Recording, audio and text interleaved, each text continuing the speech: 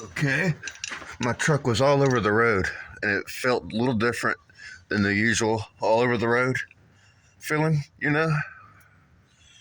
Checked all my tie rod ends and everything, and I got a little bit of a leak here coming from a brand new power steering pump. It's been leaking for 2 years the day I put it in, but that's okay because it only comes out the seeping hole right there, and very little bit at a time. But it's not good when this steering box that steers the whole vehicle, and here's your shaft that goes to your steering wheel there.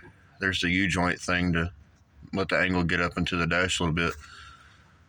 This whole arm right here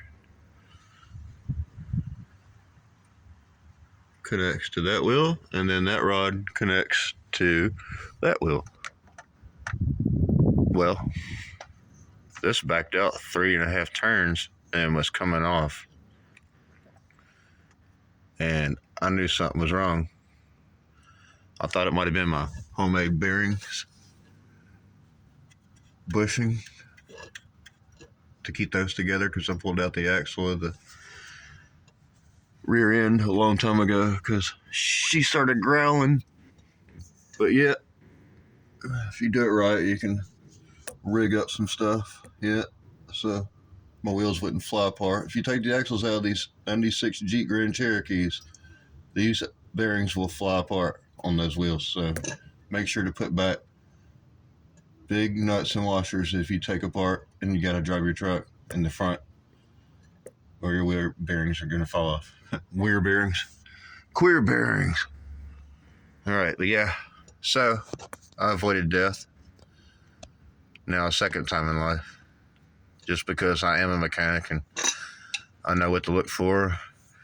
I've actually replaced this myself a couple years ago, and it's finally backing out for some reason. But yeah, that was wiggling. Had my dad turn the wheel left to righty while I was under here, and sure enough, that's where the gap be-ware is. Let's see if we can get one more turn on this thing.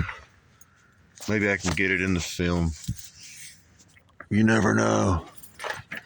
I'll just have to look out before I set it down. Let's see, I want to keep it on that. So maybe, yeah, maybe. I've already turned it 3.5 turns, but I just need to get it snug now. It kept slipping off, and I see why. That's got such a bend to it. I'm gonna have to use the wrench backwards and tighten it. I've been having to flip the wrench, but I didn't feel like getting out the right socket. Don't ever do this and hit your radiator. Always put your hand on the wrench so it don't slip off. All right. All right, I feel better about that.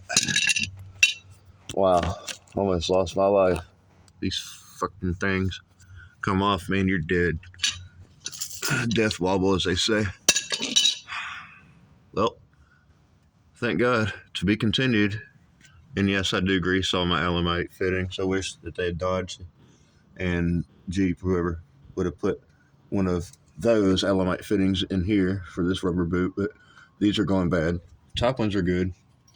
They have greasable fittings in them. You can't really see it, but it's there. Up in there somewhere. But I'm thinking about getting a needle and just poking that rubber with a needle and injecting some by hand. So save me another 5-10 years to get a new one.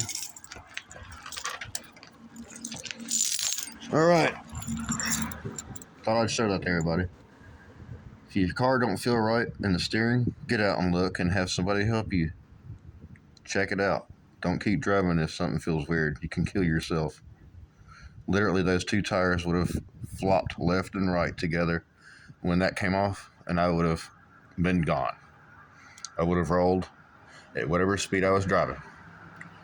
It would have been a hard left or right turn. No more. No more Jeep.